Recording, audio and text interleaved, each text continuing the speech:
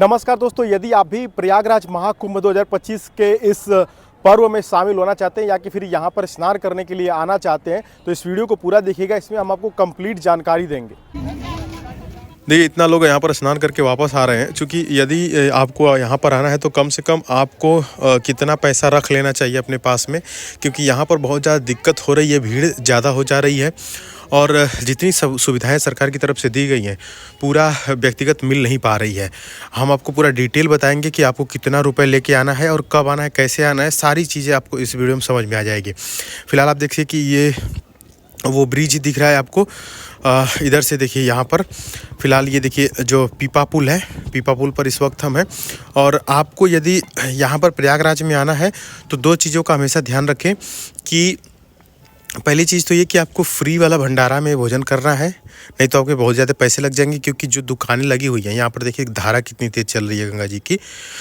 हम ये कहना चाहते हैं कि जो दुकानें लगी हैं प्रयागराज में वो बहुत महंगी है। मतलब कि अगर 50 रुपये में पराठा खरीदते हैं या कोई पूड़ी खरीदते हैं तो 50 रुपये में एक मिलता है, मतलब 25 का मिल रहा है, मतलब 50 रुपये में दो मिलता है, वो भी बहुत पतला पतला।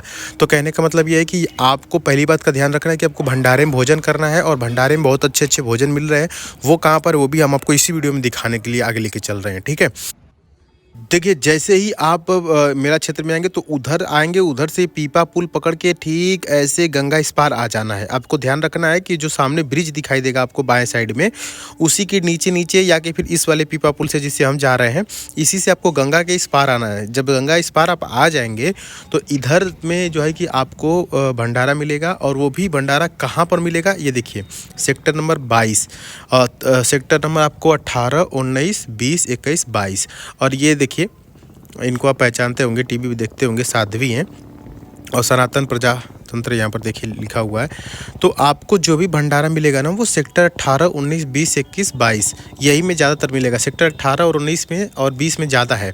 तो ये जो सेक्टर हैं वो किधर पड़ते हैं, वो जो सामने ब्रिज हमने आपको दिखाया वही पड़ते हैं, वही हम आपको लेकर के चल रहे हैं। देखिए, श्री पहाड़ी बाबा नगर खालसा, ठीक है। तो आपको जो है कि भोजन करना है। यहाँ पर देखिए नित्य सेवा भंडार भी यहाँ पर होता है और ये सेक्टर नंबर 20 में पड़ते हैं, ठीक है। तो फिलहाल हम लोग यहाँ पर हैं।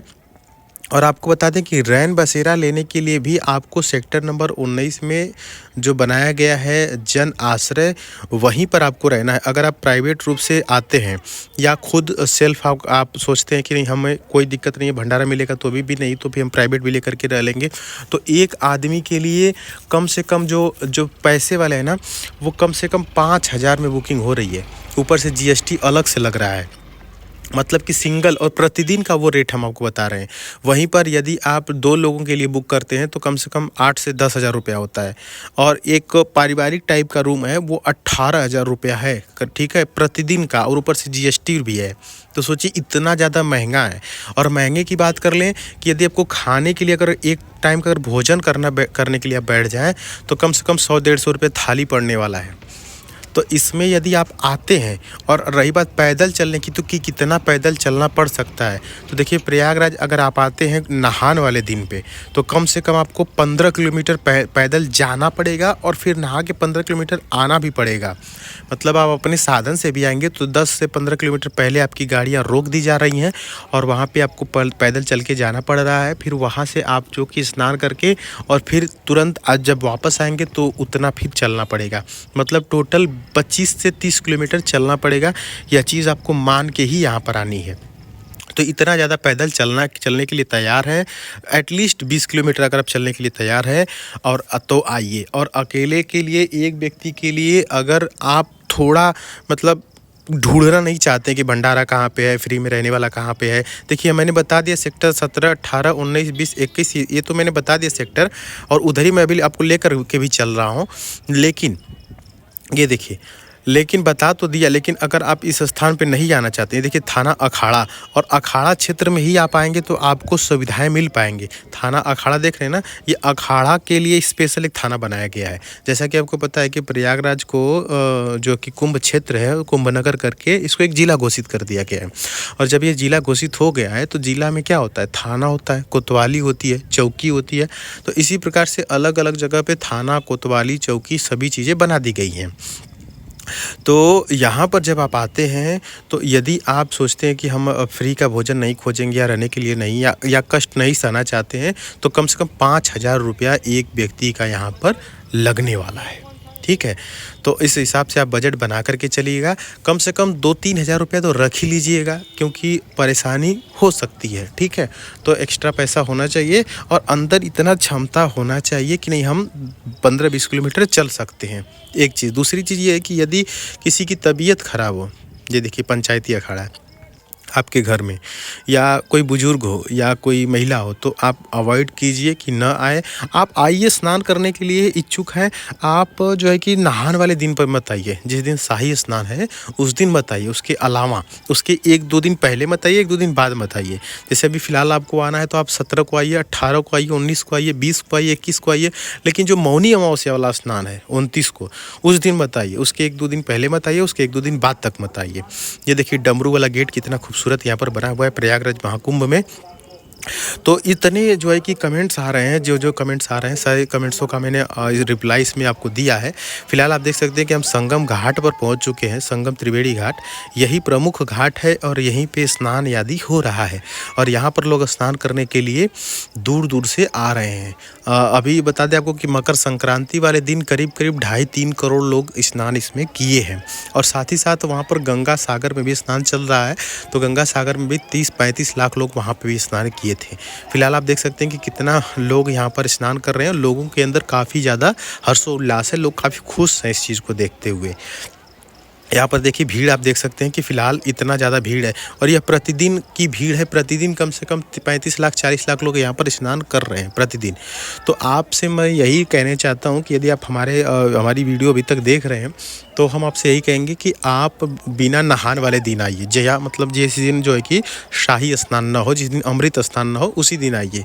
ठीक है, 1-2 दिन मतलब इधर उधर करके आइए। ठीक है, यदि आप ट्रेन से आना चाहते हैं तो नज़दीकी रेलवे स्टेशन आपको रामबाग रेलवे स्टेशन पड़ेगा, या कि फिर आप अगर प्रयागराज जंक्शन से भी आते हैं तो वहाँ से आपको ऑटो मिल जाएगा। अदर दिन, जिस दिन नहान नहीं है उसके दिन के अदर दिन की बात कर रहा हूँ। ठीक है, जो जिस दिन शाही स्नान नहीं है तो वहाँ से बैरहना चौराहा एक पड़ता है, वहाँ तक के लिए आप ऑटो ले लीजिएगा। ऑटो वाला आपसे रामबाग से तो 10 रुपया लेता है और वहाँ से 30 रुपया लेगा। वहाँ उतर जाएंगे तो आपको कम से कम 2-3 किलोमीटर पैदल ही चलना पड़ेगा। 2-3 किलोमीटर में ही आप यहाँ पर संगम क्षेत्र में आ जाएंगे और फिर नहा वहा के 2-3 किलोमीटर और चलना पड़ेगा। मतलब टोटल 7-8 किलोमीटर चलने में आपका काम हो जाएगा। लेकिन यदि आप नहान वाले दिन आते हैं तो आप कितना ही बड़े सोर्स वाले हैं या कि आपके यहाँ किसी की ड्यूटी वूटी लगी उसमें, तो सोर्स जुगाड़ नहीं काम करेगा। आपको कम से कम 20-25 किलोमीटर पैदल चलना पड़ेगा। ठीक है, तो इतनी बातों का ध्यान जरूर रखिए। बाकी और भी कोई मन में आपके सवाल होगा तो कमेंट बॉक्स में इसमें पूछ लीजिएगा। फिलहाल ये देखिए कितना खूबसूरत नज़ारा आपके सामने है प्रयागराज महाकुंभ का। और हम तो यही कहेंगे कि आप वीडियो को ज़रूर सब्सक्राइब करें, क्योंकि चैनल को सब्सक्राइब करें ताकि कोई भी अपडेट हो तो मैं आपको वहाँ तक बताता रहूँ। एक चीज़ और है कि कई लोगों का ये कमेंट आते हैं कि पार्किंग कहाँ पर करें यदि हम बाइक से आते हैं या कि फिर कार से आते हैं तो पार्किंग कहाँ पर करें। उसके लिए मैंने एक अलग वीडियो बना दी है पार्किंग के लिए, तो उसको आप ज़रूर देख लीजिएगा। और साथ ही साथ कुछ लोगों का ये भी सवाल है कि यदि हम अकेले आते हैं प्रयागराज महाकुंभ में तो कहाँ पर मतलब कैसे स्नान करेंगे। तो देखिए अकेले आते हैं तो ये काफ़ी ज़्यादा रिस्की होगा आपके लिए। मैं तो यही कहूँगा कि आप अकेले ना आएँ। आप जब भी प्रयागराज में आएँ तो यहाँ पर कम से कम 2 लोग या 3 लोगों को साथ में लेकर के आएँ, क्योंकि देखिए अकेले आप स्नान करेंगे आपका सामान कोई भी लेकर के भाग जाएगा। यहाँ पर कोई भी गारंटी नहीं, क्योंकि देश के कोने कोने से लोग आ रहे हैं और विदेश से भी लोग आ रहे हैं। तो कब कहाँ आपका सामान चला जाएगा इसकी कोई गारंटी नहीं है। लेकिन अगर आप 2 लोग होंगे, कम से कम 2 लोग, तो एक बंदा जो है कि आपकी सामान देखेगा और आप जो है कि स्नान कर लेंगे, फिर आप उसका सामान देखेंगे वो स्नान कर लेगा। तो यहाँ पर कम से कम 2 लोगों की ज़रूरत निश्चित तौर पर है। ठीक है, बाकी प्रयागराज महाकुंभ में आप स्नान करने आएँ, हमारी तरफ से यही हम गुजारिश करेंगे। यह वीडियो काफ़ी इंफॉर्मेटिव है, क्योंकि बहुत सारे एस्पेक्ट पे जो कमेंट्स आ रहे हैं ना, सभी के मैंने रिप्लाई इस वीडियो के माध्यम से आप तक दिया है।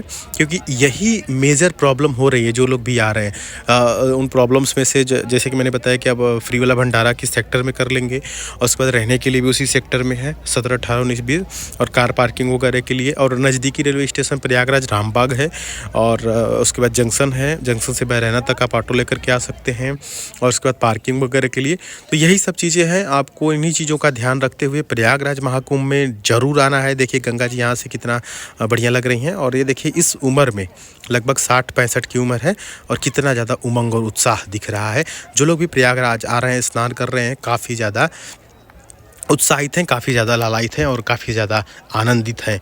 आप भी आइए प्रयागराज महाकुंभ में स्नान कीजिए और इस वीडियो को लाइक कर दीजिएगा, अपने दोस्तों के साथ शेयर कर दीजिएगा और चैनल को ज़रूर सब्सक्राइब कर लीजिएगा, क्योंकि आपके लिए ठंडी में आते हैं, वीडियो बनाते हैं ताकि आप तक नॉलेज और आप तक जो है कि आपके क्वेश्चंस का जवाब मिल सके। चलिए मिलेंगे आपसे अगली वीडियो में, तब तक के लिए नमः पार्वती पतये हर हर महादेव। जय प्रयागराज, जय भोलेनाथ, हर हर महादेव।